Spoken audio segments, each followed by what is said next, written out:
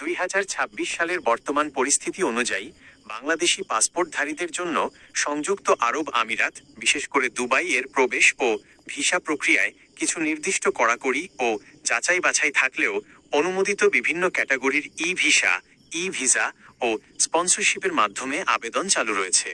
বর্তমানে বাংলাদেশি নাগরিকদের জন্য প্রধানত নিম্নোক্ত ক্যাটাগরির ভিসাগুলো চালু রয়েছে।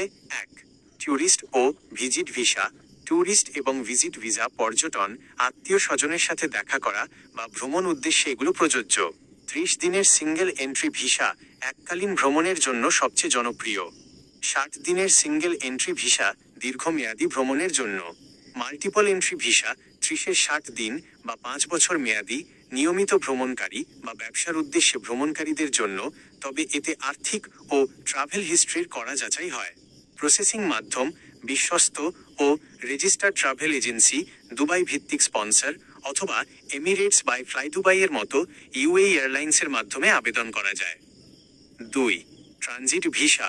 ট্রানজিট ভিসা অন্য কোনো দেশে যাওয়ার পথে যদি দুবাই এয়ারপোর্টে দীর্ঘ লে ওভার থাকে, 48 ঘন্টা বা 96 ঘন্টা ট্রানজিট ভিসা এয়ারলাইন্সের মাধ্যমে আবেদন করে এয়ারপোর্টের বাইরে যাওয়ার অনুমতি নেওয়া যায়। 3. বিজনেস ও ইনভেস্টর ভিসা। বিজনেস এবং গোল্ডেন ভিসা। ইনভেস্টর পর বিজনেস ভিসা। সংযুক্ত আরব আমিরাতে ব্যবসা শুরু বা নির্দিষ্ট পরিমাণ বিনিয়োগ থাকলে এই ক্যাটাগরিতে আবেদন করা যায়। Golden visa. গোল্ডেন ভিসা উচ্চ দক্ষতা সম্পন্ন পেশাজীবী, উদ্যোক্তা বা বিশেষ মেধা সম্পন্নদের জন্য 10 বছরের দীর্ঘমেয়াদী residence visa. 4. Family sponsorship visa. Family residency visa. Dubai বা আমিরাতে বসবাসকারী কোনো নিকটাত্মীয় যার কাছে বৈধ এমিরেটস আইডি ও ভালো বেতনের জব, ব্যবসা আছে, যদি নিজের পরিবারকে, স্ত্রী, সন্তান, বাবা মা নিয়ে যেতে চান, তবে রেসিডেন্স স্পন্সরশিপ ভিসায় আবেদন করা সম্ভব। 5.